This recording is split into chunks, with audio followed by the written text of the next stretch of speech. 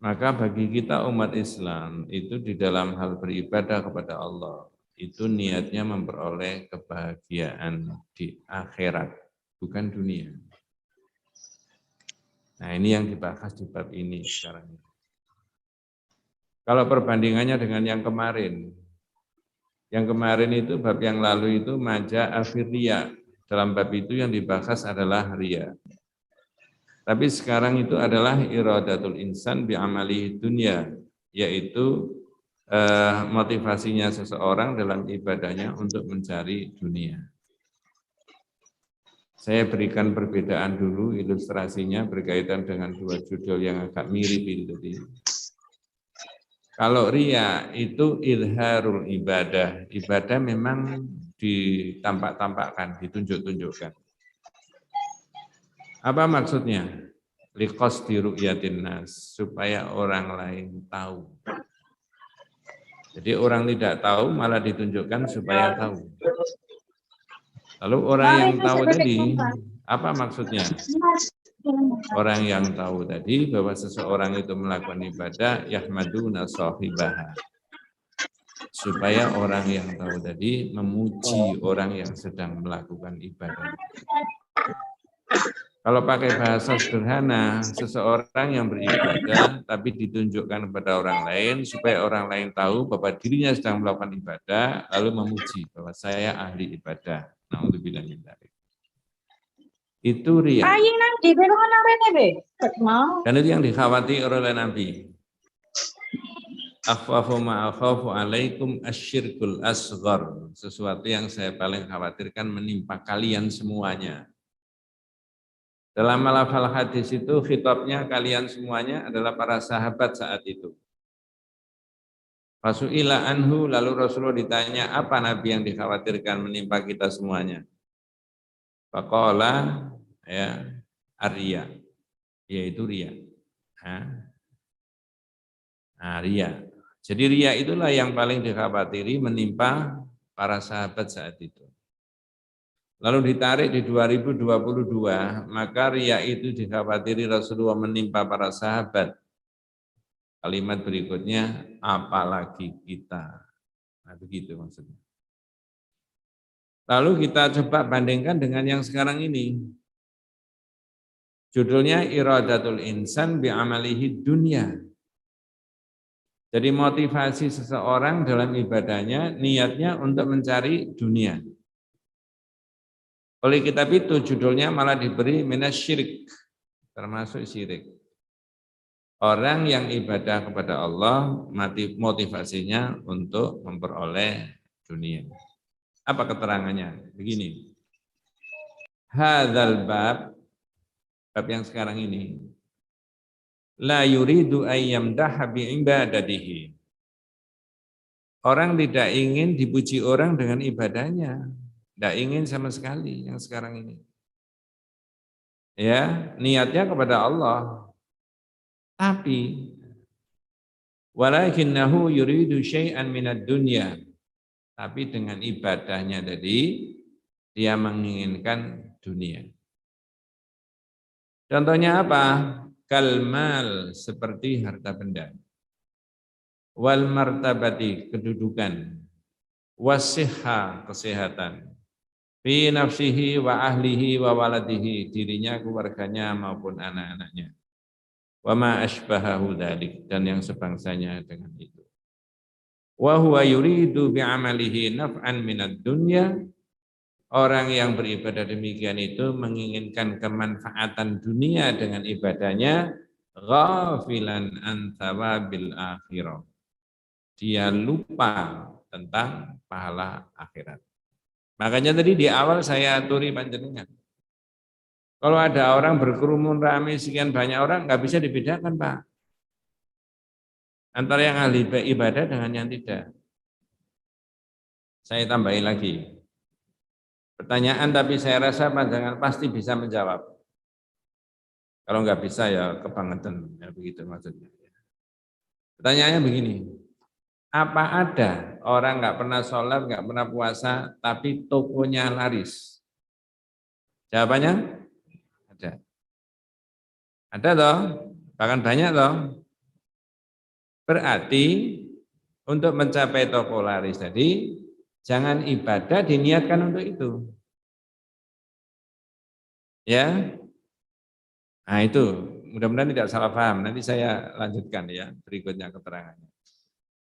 Ya, fala mani'ah, maka tidak dilarang ayat wal insanu fi sholatihi, kalau orang itu di dalam sholatnya itu berdoa, kemudian wayatlu ba'ayyar zuqahul mal, lalu orang memohon di dalam sholatnya tadi supaya Allah memberikan harta benda. Saya potong. Apakah ada di dalam sholat doa yang orang itu minta supaya Allah memberikan harta benda pada manusia itu yang diajarkan oleh Nabi? Jawabannya, kalau pas begini ini biasanya enggak hafal, tapi kalau pas sholat mesti hafal. Ayo doa yang mana itu, Pak? Apakah setelah takbiratul ihram, apakah di ruku', apakah di sujud, apakah doa di antara dua sujud, atau ada di at-tahiyat? Yang mana? Duduk di antara dua, gimana bunyinya? Potongannya dari doa itu warzukni. Saya ulangi. Fala mani ayadu al insanu fi salatihi. Wa yatlu ba'ayyar zuqahul mal. Maka tidak dilarang orang itu berdoa kepada Allah di dalam sholatnya. Perhatikan, berdoa. Beda dengan sholatnya diniatkan supaya rezekinya lancar. Tapi di sini adalah apa ya? Doa. Bisa membedakan, Pak? Kita lemes gitu sampean. Ya, ini doa. Bukan kegiatan sholatnya. Tapi di dalam sholat itu Nabi mengajarkan doa supaya orang memohon diberi apa?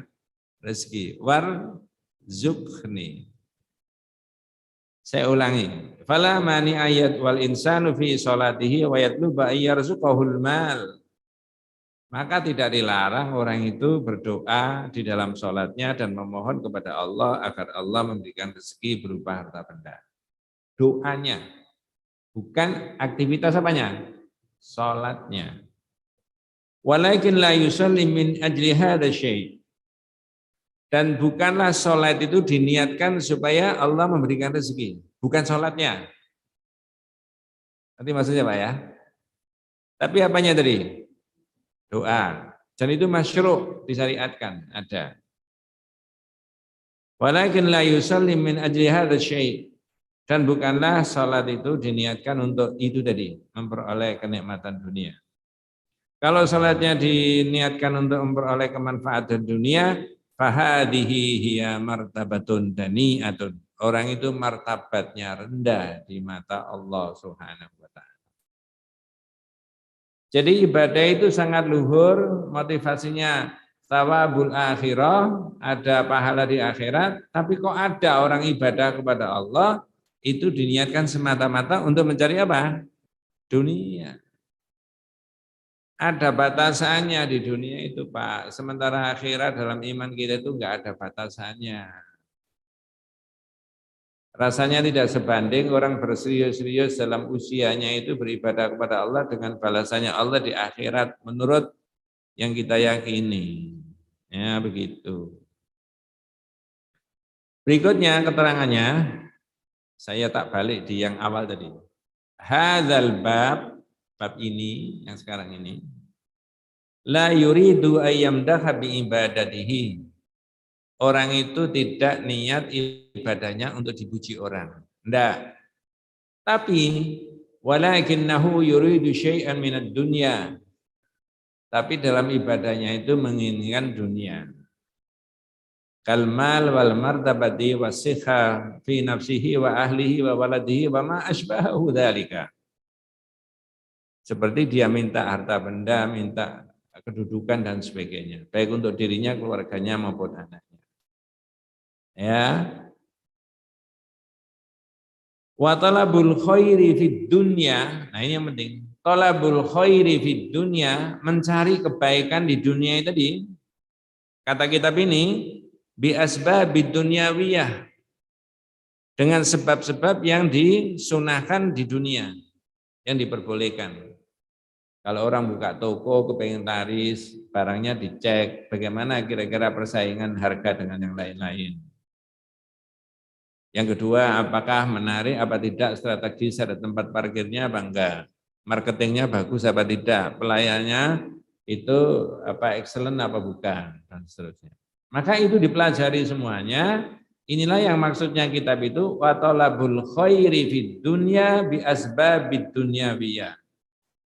Mencari kebaikan di dunia itu adalah dengan sebab-sebab dunia. Kalau orang nggak pernah ibadah kepada Allah, tapi asbab duniawiyahnya baik untuk mencari dunia, dapat nggak kira-kira Pak? Saya ulangi, kalau orang tidak pernah ibadah kepada Allah, tapi mencari dunia itu dengan asbab dunianya baik, dapat dunia nggak kira-kira? Dapat. Apakah Allah bilang gini, ada orang kafir nggak pernah sholat, nggak pernah puasa, buka toko ya sangat strategis, bagus, pelayanannya baik, harganya bersaing dan sebagainya. Nggak pernah berdoa sama Allah sama sekali misalkan gitu. Lalu apakah Allah bilang gini, wong sampean nggak pernah sholat, nggak pernah puasa, peminta rezekiku. Kaiso. Apa kira-kira begitu? Iya toh? Nggak ada Pak. Maka orang Islam yang dari ibadah tadi jangan motivasinya untuk itu. Nah, itulah maka dalam kitab ini disebut hadihi ya martabatun dani'ah. Itu martabatnya rendah. Ibadah kepada Allah itu luhur. Balasannya luar biasa. Kalau dia ikhlas jannatun naim, surga. Tapi ini kok mencari dunia. Nah, kalau kurang jelas begini, Pak. Mas, kenapa kok ngeduh sholat malam? Kolesterol saya tinggi, Pak. Makanya saya kayak sholat malam aja. Katanya bisa menurunkan kadar kolesterol. Lalu ngeduh sholat, ya 11 rakaat terus. Niatnya untuk menurunkan kadar kolesterol. Kadar kolesterol itu urusan dunia apa urusan akhirat? Sholat malam itu sunahnya Rasulullah apa bukan? Niatnya untuk mencari dunia apa akhirat? Jangan dicampur. Tapi yang mirip-mirip begitu ada nggak masyarakat? Banyak apa sedikit? Itu orang di luar masjid apa di dalam masjid? Apa luar dalam? Banyak Pak itu. Ya. Nah, makanya kitab ini menulis tadi wa talabul khairi fid dunya bi asbabid dunya wiyah. Kalbai'i, mencari kebaikan dunia adalah dengan aspek-aspek yang disyariatkan di dunia. Kebaikan-kebaikan kalbai'i seperti jual beli, wasyira, wazira'a, pertanian, perdagangan, wahada la syai'a fihi. Itu enggak apa-apa, boleh saja. Orang Islam harus maju di perdagangan, di industri, misalkan begitu ya, di keterampilan, di ini dan sebagainya. Marketingnya harus bagus, pelayanannya harus baik, barangnya harus kredibel, tidak ada unsur penipuan dan sebagainya. Itu namanya asbabud dunyawiyah. Sebab-sebab yang diperbolehkan di dalam mencari apa? Dunia. Jangan ibadah dimotivasikan untuk itu tadi. Ya. Wal aslu lana ja'al fil ibadah dan nisiban minat dunia. Hukum asalnya jangan jadikan ibadah itu untuk mencari kepentingan dunia. Ada orang geduh sholat duha. Kenapa saya geduh sholat duha, Mas? Nyolati toko itu loh Pak, biar laris itu tokonya. Ayo, ada nggak Pak kira-kira begitu? Yang betul setelah orang itu sholat duha atau membaca surat Al-Waqi'ah atau apa, mohon sama Allah. Dengan kesolehannya tadi dia melakukan sholat duha, kesolehannya tadi dia taklim, mengaji tadi, ya, mempelajari ayat atau apa saja, lalu minta sama Allah, ya Allah, ponakan saya buka toko, ya Allah, adik saya, ya Allah, engkau mudahkan rezekinya lewat situ, ya Allah. Tapi aktivitasnya sholatnya tidak diniatkan untuk itu. Ini tauhid itu di situ Pak pelajarannya sampai. Kalau enggak ngerti campur aja, enggak karu-karuan. Ya, nah begitu maksudnya. Ya, Karena dunia itu beda sama akhirat itu ya. Nah, kemudian saya dan kita semuanya itu oleh penulis kitab Tauhid ini disuruh bahas surat Hud ayat 15 dan 16. Surat apa Pak? Oh. Kalau ada adik-adik itu biasanya di masjid yang lain itu ada yang ikut bantu membaca terjemahnya, enggak apa-apa. Kalau enggak saya sendiri. Ya. Ya. Enggak ada yang siap, enggak apa-apa. Surat apa tadi Pak? Hud. Ayat berapa? 15 dan 16. Man kana yuridul hayatad dunya. Sudah jelas di situ. Man kana yuridul hayatad dunya. Siapa yang menginginkan kehidupan dunia. Wa zinataha dan perhiasannya. Punya ini, punya itu, punya rumah, punya mobil, punya deposito, punya ini dan sebagainya macam-macam ya. Ah, begitu. Nuwafi ilaihim a'malahum fiha. Maka akan diberi oleh Allah itu tadi.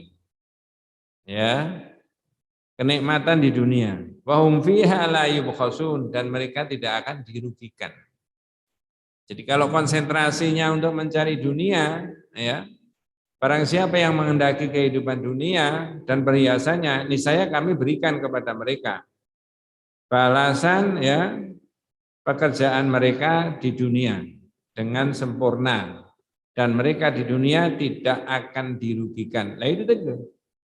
Orang kafir nggak pernah sholat, nggak pernah tauhid, nggak pernah akidah yang bagus, nggak pernah ibadah, nggak pernah mengikuti sunnah. Tapi kalau konsentrasinya itu ingin dunia, diberi sama Allah. Maka umat Islam jangan mencampur adukan antara motivasi ibadah itu dengan dunia itu. Ini tauhidnya di situ. Sederhana tapi ini tipis ya sebenarnya.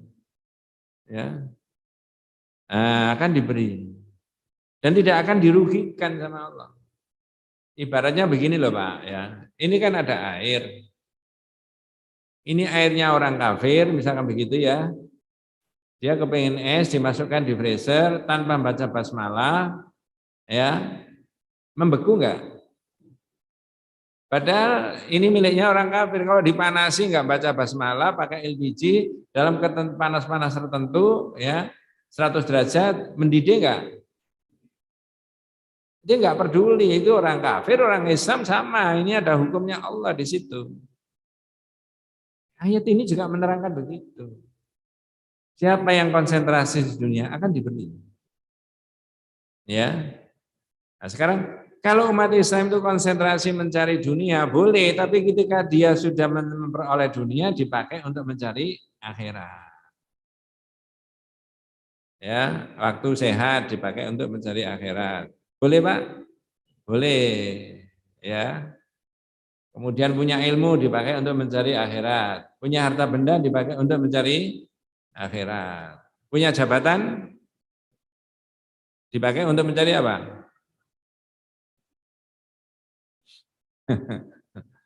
Saya pernah ngomong mungkin di sini Pak ya. Pidatonya kepala kepolisian suatu negara tertentu itu loh. Sudah. Nah, mengapa saya tanya dulu? Kalau tidak saya tanya dulu lalu mengulangi, pancet aja Pak Ustadz. Ini khawatir gitu saja. Nanti yang cerita itu cegek. Belum ya? Tapi ini karangan saya sendiri Pak ya.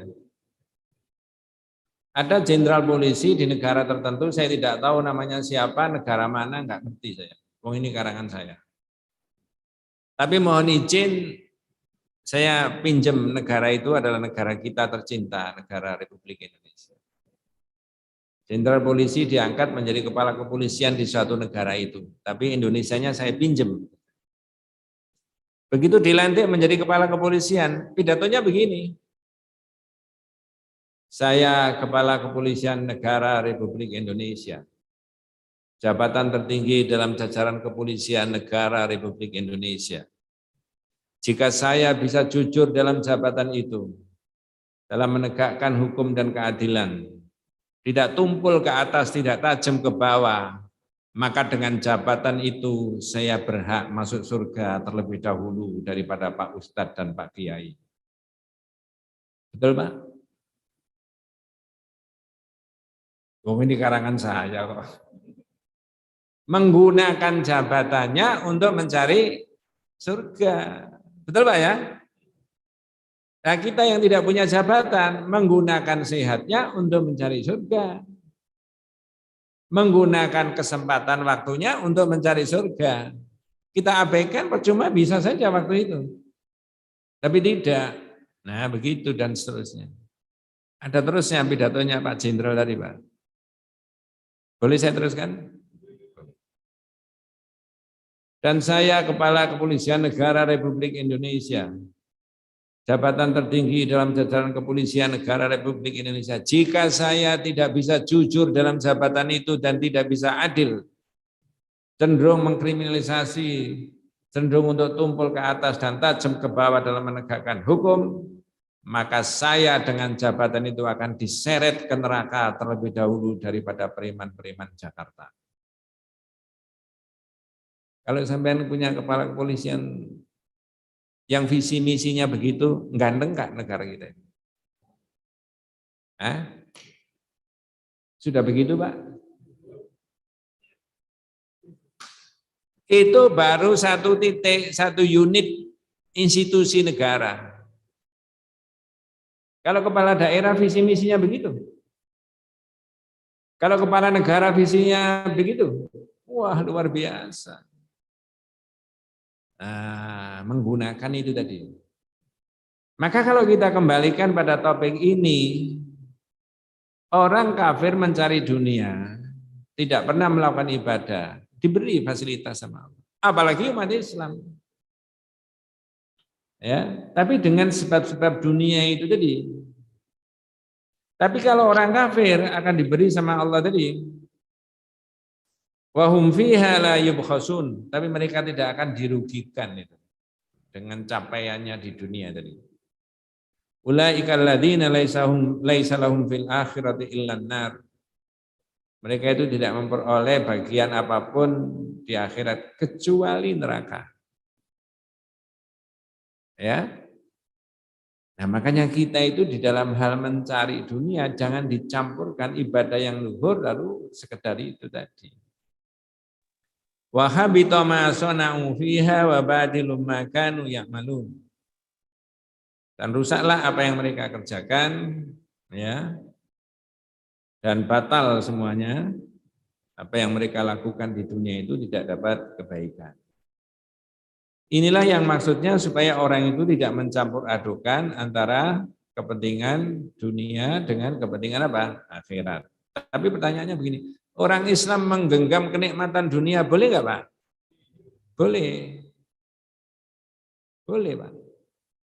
Saya pernah ditanya oleh murid saya begini itu. Karena sih umat Islam itu tidak boleh kaya. Loh ngapain kamu katanya begitu? Nah itu Pak, disuruh infak, sedekah, zakat, potong 2,5% semuanya pakai duit. Saya sudah pernah cerita begitu di sini. Tunda, pikiranmu kebalik. Umat Islam itu disuruh infak, sedekah, zakat dan sebagainya dikandung maksud dua. Satu, masih ingat Pak? Apa? Supaya orang Islam itu rajin cari apa? Duit. Kalau umat Islam menggenggam duit, berarti duitnya bisa dipakai untuk ibadah nggak Pak? Ibadah kepada Allah tapi aspeknya menggunakan harta benda, bukan physically, bukan fisiknya, bukan hatinya, tapi harta bendanya. Jadi begitu, orang Islam tidak akan bisa beribadah secara optimal dengan menggunakan harta benda kalau umat Islam tidak menggenggam apa? Dunia. Begitu. Yang kedua, ada infak, sedekah, zakat dan sebagainya dikandung maksud adalah supaya umat Islam itu jika mempunyai duit digunakan secara produktif, tidak secara konsumtif. Begitu nggak pernah pegang duit banyak. Motonya apa Pak? Saketoke motone diapakan? Dituku. Nah karena murid saya yang tanya, lah kamu enggak Mas punya duit beli mercon, ya, keliru. Ya, aku pengen suaranya Pak, aku pengen suaranya kalau tetanggamu beli mercon, kamu duduk sebelahnya saja. Nanti temanmu itu, tetanggamu itu yang membunyikan mercon, nyumet mercon, kamu ikut mendengarkan. Podo ae itu. Ya. Nah, di situ. Maka perintah Al-Qur'an wabtaghi fi ma ataqallahu darul akhirah wa la tansa nasibaka minad dunya wa ahsin kama ahsanallahu ilaika wa la tabghil fasada fil ardi innallaha la yuhibbul mufsidin. Carilah dengan apa yang Allah anugerahkan kepadamu. Nah, sekarang saya tanya, apakah Allah sudah menganugerahkan sesuatu kepada kita? Jawabannya sudah apa belum? Sudah. Apakah kita ini hidup di dunia A tidak punya apa-apa, apakah B apa-apa punya? Bingung. Kalau tidak punya apa-apa, sembarang dengar nggak punya. Tapi kalau apa-apa punya, waktu punya, tenaga punya, pikiran punya, kecerdasan punya, sehat punya, duit punya, relatif banyaknya. Punya apa-apa punya, apa tidak punya apa-apa? Jawabannya apa-apa punya.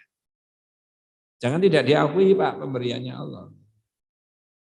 Kata surat Al-Qasas, apa-apa punya yang Allah berikan itu tadi, silakan dipakai untuk mencari kepentingan apa? Akhirat. Tapi jangan lupakan bagianmu di dunia. Ya, berbuat baiklah kepada sesama manusia sebagaimana Allah telah berbuat baik kepadamu dan janganlah kamu membuat kerusakan. Kerusakan itu ada dua, fasad al-madi, ada fasad al-maknawi. Nanti dibahas di bab 39. Ini kan 37. 38 itu nanti agak beda lagi. 40 Asmaul Husna. Ya, Asmaul Husna itu habis hari raya mungkin ya. Ada fasad al-madi. Fasad al-madi itu adalah yang rusak lingkungannya, Pak. Jadi orang sembarangan buang di situ, akhirnya rusak, kotor semuanya. Sungainya juga begitu. Itu namanya fasad al-madi. Ya, rumahnya nggak teratur misalnya begitu ya. Macam-macam lah itu ya. Tapi fasad al-maknawi itu betul-betul bagus lingkungannya. Sepanjang-panjang orang berjalan ini tidak ada Pak, satu puntung rokok aja nggak ada. Selembar tisu aja dibuang keleleran itu tidak ada. Orang melihat di sungai itu sangat jernih sampai ikannya itu kelihatan. Sepertinya air sungai itu bisa diminum. Saking apanya?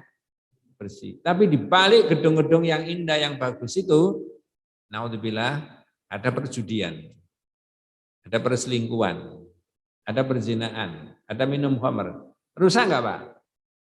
Bukan fisiklinya yang rusak, tapi apanya? Al-madi, al-maknawi, non fisiknya. Disinilah porsi orang kafir itu punya kontribusi besar untuk merusak dunia itu. Yang ini, Pak. Nanti maksud saya. Ya, maka ada Al-Qur'an wala tabghil fasada fil apa namanya? Saya lupa ya. Janganlah kamu membuat kerusakan di muka bumi setelah Allah memperbaikinya. Wala tabghil fasada fil ardi wala tufsidu fil ardi ba'da islahiha. Janganlah kalian membuat kerusakan di muka bumi setelah Allah memperbaikinya. Pertanyaannya, bagaimana caranya Allah memperbaiki kehidupan dunia? Bimaji'i Rasulullah SAW dengan mendatangkan Nabi. Jadi kalau konsepnya Nabi itu dipakai, maka kehidupan dunia menjadi apa? Islah, menjadi baik. Maka tadi saya katakan kerusakan itu ada dua, mati fisiknya, lingkungannya yang rusak, yang ini maknawinya. Dari sinilah kemudian menurut saya orang kafir itu adalah punya kontribusi yang cukup besar dalam merusak kehidupan apa? Dunia. Ya, mereka lingkungannya necis tapi di balik itu ini. Nah, begitu, ya. Balik kepada persoalan tadi, iradatul insan bi amalihi dunya. Sampai satu ketika Nabi itu Pak, ini saya menemukan satu hadis ya riwayat Imam Al-Bukhari dan Muslim. Umar itu melihat punggungnya Rasulullah itu apa bekas tidurnya itu kelihatan gitu ya. Sama Umar ditangisi. Baka Umar ya radhiyallahu anhu ya. Khina ra'an Nabiya sallallahu alaihi wasallam fi athari fi janbihi minal firas. Fi athari fi jalbihi firas. Jadi Umar bin Khattab itu nangis melihat punggungnya Rasulullah itu kena bekas tidurnya tadi ya, tempat tidurnya. Faqala, kemudian Nabi tanya, "Wa ma ya begika ya Umar?" Umar, kok nangis ada apa? Ya. Jawabannya Umar, "Ya Rasulullah, Kisra wa Qaisar ya'ishani fihi min na'imin wa anta ala hadzal hal." Nabi itu loh orang-orang Persia dan Romawi raja-raja itu hidupnya mewah. Wa anta ala hadzal hal. Panjenengan cuma begini saja. Apa jawabannya Nabi? Ya. Faqala Rasulullah ulaika qaumun ujilat lahum thayyibatuhum fid dunya. Mereka itu Umar orang yang didahulukan oleh Allah yaitu kenikmatan apa? Dunia. Sehingga menurut saya umat Islam ketika sudah berikhtiar untuk mencari dunia, tapi Allah memberikan porsi yang beda antara satu dan yang lain, tidak menghalang-halangi orang itu untuk masuk surganya Allah. Itu maksudnya. Saya ulangi, andai kata orang itu sudah berikhtiar untuk mencari kenikmatan duniawi, ya, dengan porsi yang berbeda-beda, ternyata porsinya beda-beda yang Allah berikan itu mulai dia hidup sampai Allah itu mewafatkan orang itu. Ya. Nahnu qasamna bainahum ma'isyatahum fil hayatid dunya. Kami yang membagi mereka itu dalam kehidupan apa? Dunia. Coba saya cek dulu. Saya ini latar belakangnya guru, Pak. Dulu guru itu di kelas itu masih ada ranking, anak ranking 1, ranking 2, ranking 3. Pertanyaan saya begini. Apakah setiap anak yang ranking 1 sangat cerdas sekali, pasti dia keluar pasti kaya? Jawabannya, anak yang diwisuda dengan EP yang sangat tinggi, apakah kemudian pasti anak ini kaya? Karena kecerdasan itu tidak identik dengan perolehan apa? Betul Pak ya?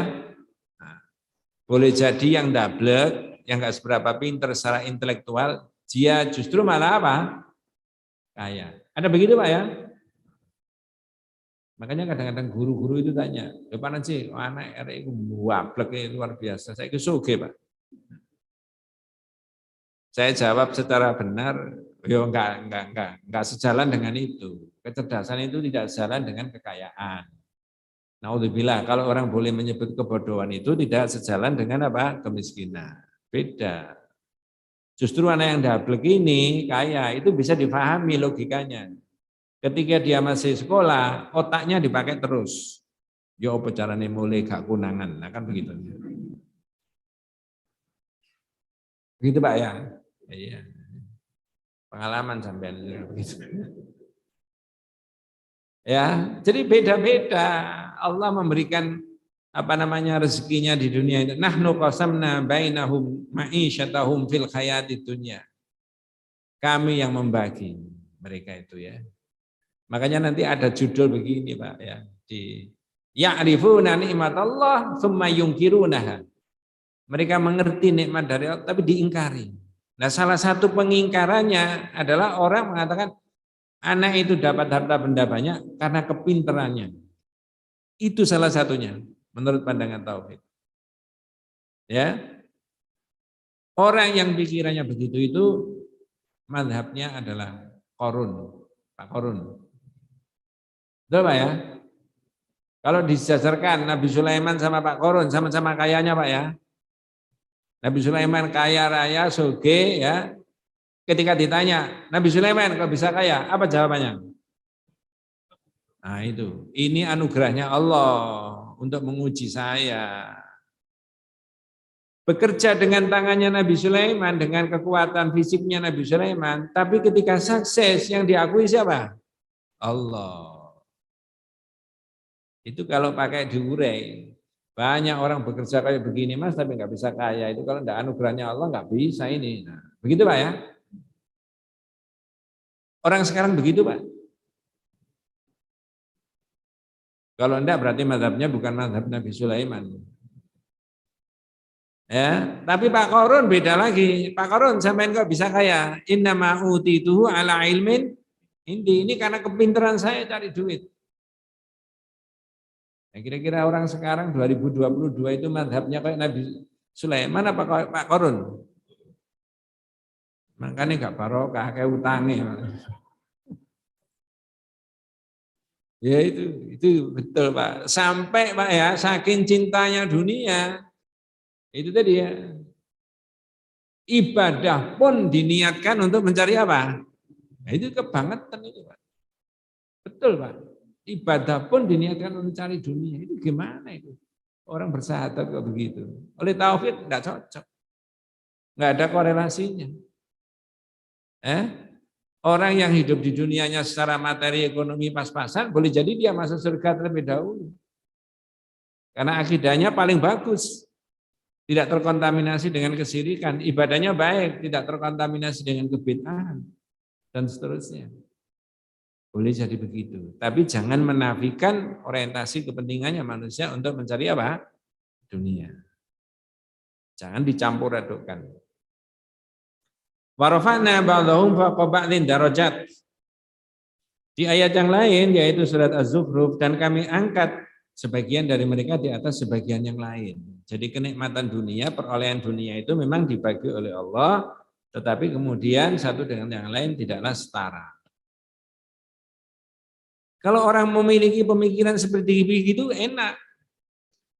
Ya boleh ya mencari dunia sebanyak-banyaknya. Oh kalau begitu saya tak sholat duha saja supaya dunia saya baik. Oh enggak boleh. Habis sholat duha boleh, tapi doanya setelah sholat duha itu loh. Bukan sholatnya diniatkan untuk mencari dunia. Tapi doamu tadi kepada Allah itu yang boleh. Ibu-ibu puasa Senin Kemis. Bu, kenapa kok rajin puasa Senin Kemis? Tak rasa-rasa kelambiku sesek kabeh, makanya tak ge poso. Jadi puasa Senin Kemis sunahnya Rasulullah yang sangat luhur, agung itu hanya dilakukan semata-mata untuk mencari apa? Dunia. Menurunkan? Jangan-jangan kita Pak begitu itu Pak ya. Luar biasa. Di sisi pandangan yang berbeda, seorang cendekiawan Muslim Indonesia mengatakan begini. Ya. Ini dengan boleh setuju, boleh tidak. Tapi kalau tidak setuju, boleh dikoreksi. Kesalahannya di mana? Saya baca saja. Kesyirikan terhadap berhala, benda-benda mati atau benda-benda langit, ya, atau syirik terhadap makhluk halus pada tingkat tertentu tidak lagi banyak menyita perhatian kita. Saya ulangi, syirik kepada berhala, benda-benda langit, benda-benda mati, atau syirik terhadap makhluk halus pada tingkat tertentu tidak lagi menyita perhatian kita.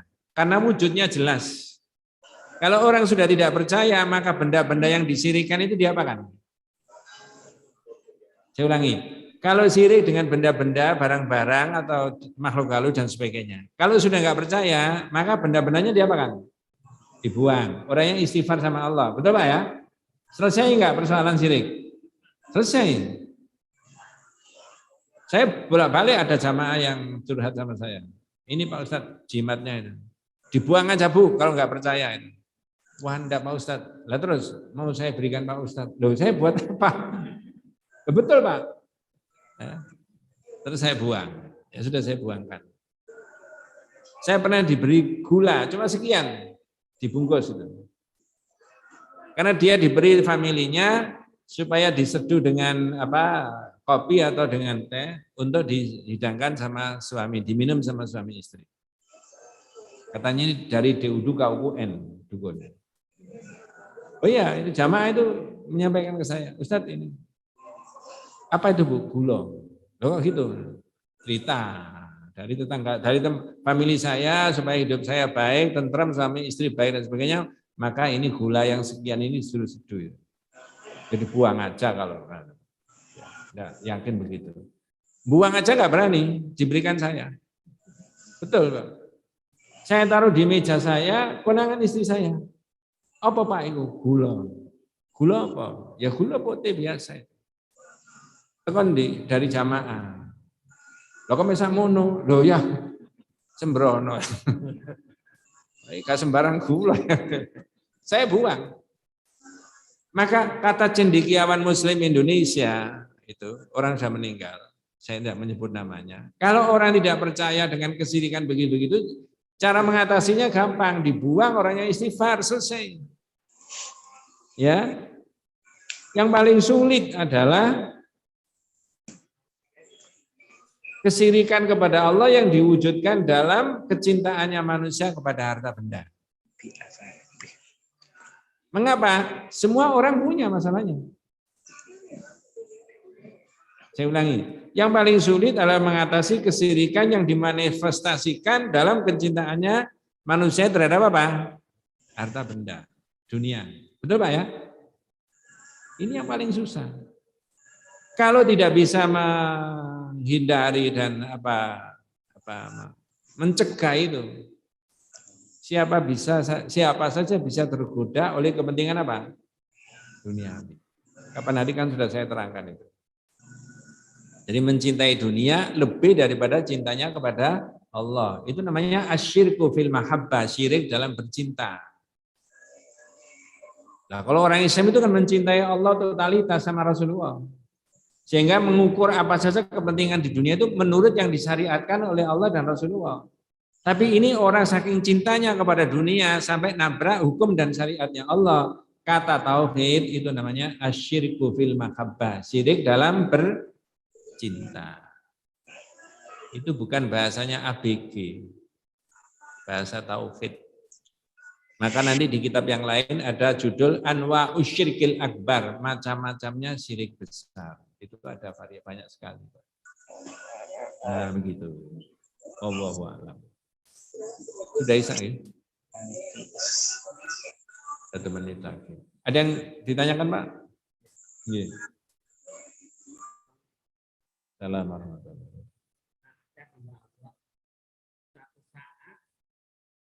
Niatnya ingin mendekatkan kepada Allah, hingga mengikuti olahraga pernapasan.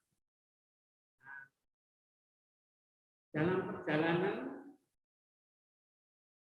amalan-amalan yang dilakukan dengan pernapasan itu menggunakan zikir-zikir. Tak disangka, tak diduga ada pengajian ruqyah. Kemudian salah satu hamba itu dicontohkan di ruqyah. Yang keluar dari fisik itu tanpa disadari dan tidak bisa mengendalikan teriakan dan gerakan-gerakan yang tak disangka-sangka. Masya Allah, itu apa tindakan? Tapi alhamdulillah, Mbak itu bisa mengeluarkan dengan diruqyahkan. Iya. Saya boleh tanya, yang keluar dari dirinya itu apa? Bentuk apa? Benda, barang? Yang dirasakan benda seperti kelereng, Ya. tetapi ternyata tidak ada. Jadi hanya keluar teriakan, kemudian luka. Ya. Ternyata tidak ada. Ya. Jadi perkara orang olahraga pernafasan ini dan sebagainya, riyadhah boleh.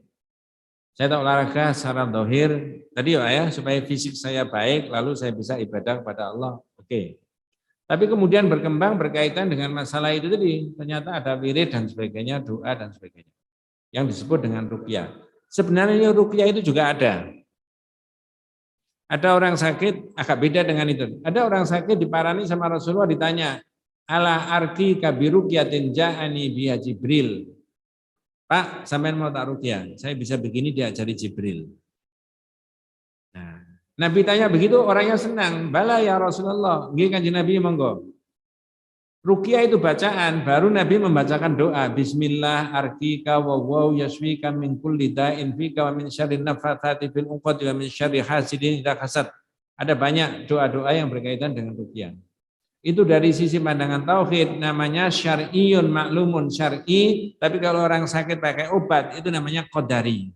Qadariyun maklumun, yang ini syar'iyun maklumun. Perkara benda yang bisa keluar dari situ wujudnya apa dan sebagainya, yang lebih tahu yang meruqyah. Dari mana benda itu tadi? Kok bisa? Karena bisa keluar kelereng misalkan begitu ya. Ya, itu yang meruqyah. Saya tidak memasuki dari wilayahnya beliau. Pakai apa, ilmu apa?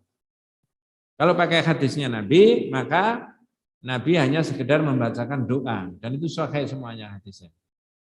Ya. Ruqyah itu juga ada yang syar'iyah, ada yang apa? Syirkiyah. Syirkiyah. Contoh misalkan Abdullah bin Mas'ud pulang. Tahu ada istrinya Zainab di lehernya ini ada benang. Khaitun fi unuki. Ada benang di leherku. Lalu ditarik sama Abdullah bin Mas'ud. Lalu Abdullah bin Mas'ud bilang gini, anti alu Abdillah ibni Mas'ud al-aghniyah wa syirki. Sampean ini keluarganya Abdullah bin Mas'ud, mestinya nggak usah perlu begini-begini. Ternyata diurut dari mana tadi? Itu tidak dari Nabi, tidak menurut syariat, tapi ini dari orang Yahudi. Berarti ruqyah itu, naudzubillah, ada yang syirkiyah, ada yang apa? Syar'i. Nah, perkara mengeluarkan benda atau perasaannya sesuai keluar paku atau mungkin keluar bola-bola kecil atau mungkin kelereng dan seterusnya. Saya rasa yang bersangkutan bisa menerangkan.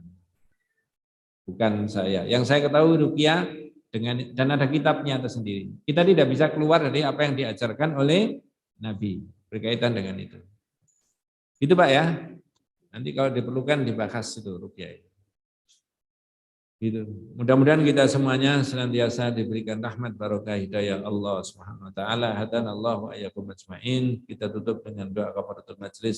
Subhanakallahumma wa bihamdika asyhadu an la ilaha illa anta astaghfiruka wa atubu ilaik. Assalamualaikum warahmatullahi wabarakatuh.